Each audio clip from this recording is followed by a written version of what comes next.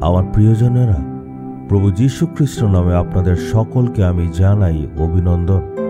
আজকের দিন তামিল ভাষাভাষীদের জন্য একটা বিশেষ দিন।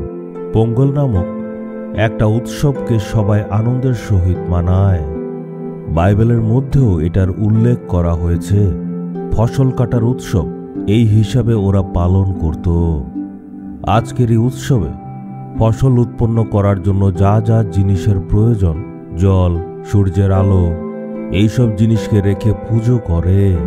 এটাই তারা ভাবে। ফসলের জন্য আসল কারণ বাইবেলে লেখা আছে। কৃষি কাজে কিভাবে আশীর্বাদ পাওয়া যায়, খেতে কিভাবে উন্নতি হয়, বাইবেলে এই সব কিছুর ব্যাপারে বলা আছে।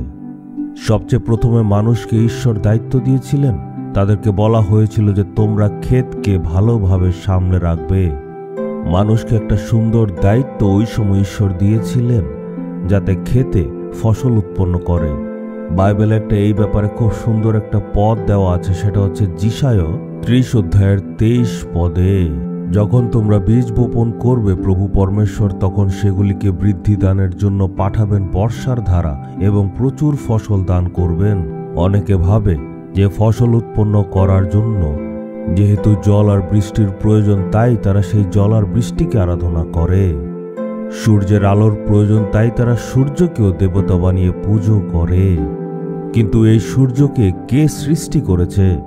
এই জল আর বৃষ্টিকে কে সৃষ্টি করেছে? সে হচ্ছে আমাদের ঈশ্বর। এই বৃষ্টির জল, নদীর জল, সূর্য, এই সব কিছু আসে ঈশ্বরের কাছ থেকেই, আর এগুলির দ্বারাই ফসল উৎপন্ন হয়। আকাশ আর পৃথিবীর যিনি সৃষ্টিকর্তা, তিনি হচ্ছেন ঈশ্বর। উনি সবকিছু রচনা করেছেন, আর খেতে যে ফসল উৎপন্ন হয় সেটাও উনি করান। আমরা বাক্যের মধ্যে ঈশ্বরের প্রতিজ্ঞাটা দেখলাম। উনি প্রচুর ফসল দান করবেন। এই জন্য আপনারা বাইবেলে দেখবেন, বিশেষভাবে পুরাতন নিয়মে যখনই ফসল কাটার সময় আসে, সেই ফসলের প্রথম ফলকেই তারা ঈশ্বরের চরণে নিয়ে এসে অর্পণ করে। আমরা ঈশ্বরের সন্তান, আর যে ক্ষেত আমাদেরকে দিয়েছেন তার জন্য কৃতজ্ঞ। ঈশ্বর যে ফসল দিয়েছে তার জন্য ধন্যবাদ জানান। ফসল উৎপাদন করার জন্য ঈশ্বর সূর্যের আলো দিয়েছেন, বৃষ্টির জল দিয়েছেন। তাই আমাদের সৃষ্টিকর্তাকে আমাদের ধন্যবাদ দিতে হবে। আপনার জীবনে হয়তো এরকমভাবে ঈশ্বর আশীর্বাদ করেছেন।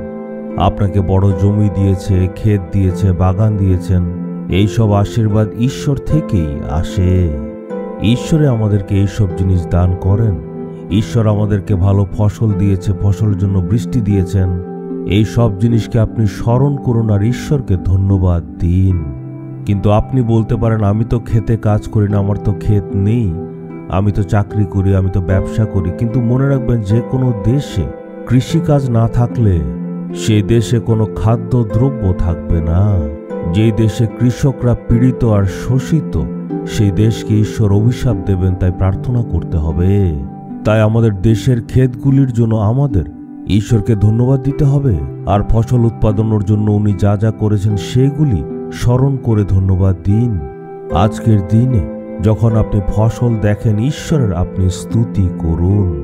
আর এই ফসলের জন্য যে কৃষকরা এত পরিশ্রম করে, তাদের জন্য ঈশ্বরকে ধন্যবাদ দিন। আপনারা হয়তো দেখেছেন কিছু কিছু ক্ষেত শুকিয়ে গেছে। লোকেরা বলে এই বছর ভালো বৃষ্টি হয়নি, তাই আমাদের ক্ষেত শুকিয়ে গেছে, খরা পড়ে গেছে, এমন লোকেরা বলে। আবার এও শুনেছেন যে এত বন্যা হয়েছে যে বেশি জল হওয়াতে পুরো ক্ষেতের সব ফসলগুলি ডুবে গেছে, জলের নিচে এগুলি পচে গেছে, এমন লোকেরা বলে। আজকাল দেখা যায় কৃষকরা অনেক দুশ্চিন্তায় থাকে। এই জন্য ঈশ্বর, যিনি সব রকম ফসল উৎপন্ন করার ঈশ্বর, আর যিনি হচ্ছেন সূর্যের সৃষ্টিকর্তা, সেই ঈশ্বরের কাছে যাতে আমরা সবাই মিলে প্রার্থনা করি, যাতে আমাদের দেশের ক্ষেতগুলির মধ্যে ভালো ফসল উৎপাদন হয়। আপনার যদি নিজস্ব ক্ষেত আছে, তাহলে আপনি নিজেকে ঈশ্বরের কাছে অর্পণ করুন। তখন ঈশ্বর আপনাকে আশীর্বাদ করবেন। যদি আপনার ক্ষেত নেই, দেশের সব কৃষকদের জন্য আপনি গিয়ে ঈশ্বরের কাছে প্রার্থনা করুন আর ধন্যবাদ দিন। দেশের কৃষকদের জন্য আমরা সবাই মিলে একসাথে প্রার্থনা করব, বলবো, প্রভু আপনি এই ক্ষেতগুলিকে দিয়েছেন, আর সব ফসলগুলিও আপনি দিয়েছেন। ক্ষেতগুলির উপরে আপনি একটু ধ্যান দিন প্রভু। আপনি ধান দিয়েছেন, গম দিয়েছেন, আপনি ডাল দিয়েছেন, ফল দিয়েছেন, সবজি দিয়েছেন, খাওয়ার জন্য যা যা প্রয়োজন সবকিছুই আপনি দিয়েছেন। আমাদের বাঁচার জন্য যা যা প্রয়োজন এই পৃথিবীর থেকে সবকিছু ঈশ্বরই দেন। একটু ভালো করে লক্ষ্য করলে আপনি দেখবেন যে ফসল উৎপাদনের জন্য সূর্যের আলোর প্রয়োজন, সেটাও ঈশ্বরই আমাদের দিয়েছেন। আর বৃষ্টির, নদীর জলও ঈশ্বর দিয়েছেন। আর ফসলের জন্য কুয়াশারও প্রয়োজন, সেটাও ঈশ্বর দিয়েছেন। দেখুন কিভাবে ঈশ্বর আমাদের জন্য যা যা প্রয়োজন সব উনি করেছেন। কিন্তু এই ক্ষেতগুলির উপর মানুষ কিছু ভুলভাল কাজ করে। পোকামাকড় ভাগানোর জন্য তারা রাসায়নিক কীটনাশক ব্যবহার করে, আর ফসলকে বাড়ানোর জন্য তারা রাসায়নিক সার ব্যবহার করে। এইভাবে তারা নিজেরাই ক্ষেতকে নষ্ট করে দেয়। মানুষের ভুলের জন্য ফসলের উৎপাদনে বাধা পায়। এইসব রাসায়নিক ব্যবহারের জন্য যেসব খাদ্যদ্রব্য আছে সেগুলি এখন একটা বিষ হয়ে গেছে। এইসব পরিস্থিতি যাতে পাল্টে যায় তার জন্য মানুষ তাদের এইসব ধরনের কাজকে পাল্টাতে হবে। তাই আমাদের প্রার্থনা করতে হবে যাতে যারা সঠিক পরিশ্রম করছে, যারা সঠিকভাবে কাজ করছে, তাদের জীবনে যাতে আশীর্বাদ আসে, ফসলে যাতে বেশি উৎপাদন হয়, সেটা প্রার্থনা করব। যেই কৃষকরা পরিশ্রম করছে তাদের কথা স্মরণ করুন আর তাদের জন্য প্রার্থনা করুন। আর আজকের এই বিশেষ দিনে যখন ঈশ্বর সেই ফসল উৎপাদনের জন্য সাহায্য করেছেন, উনাকে যাতে ধন্যবাদ দেই। সবাই মিলে যাতে আমরা ঈশ্বরের স্তুতি করি। হে প্রভু, আপনি ক্ষেত দিয়েছেন, ধন্যবাদ জানাই। ফসল দিয়েছেন, ধন্যবাদ জানাই। কৃষকদের জন্য আমি ধন্যবাদ জানাই। আমরা যাতে খাদ্যদ্রব্য পাই তাই আপনি সূর্যকে সৃষ্টি করেছেন। আমরা যাতে খাদ্যদ্রব্য পাই তাই আপনি বৃষ্টি দিয়েছেন, নদীর জল দিয়েছেন। এই জন্য আপনাকে আমরা ধন্যবাদ জানাই। এই সব জিনিস বিনামূল্যে দিয়েছেন। আমাদের আশীর্বাদের জন্য আপনি অনেক অনুগ্রহ দিয়েছেন, ধন্যবাদ জানাই। হে প্রভু, আমরা সৃষ্টিকে নয় কিন্তু যে ব্যক্তি সব সৃষ্টি করেছেন উনাকে আরাধনা করতে হবে। যে ঈশ্বর আশীর্বাদ দিয়েছেন তাকে আরাধনা করার জন্য শক্তি দিন। দেশের কৃষকদেরকে আশীর্বাদ দিন।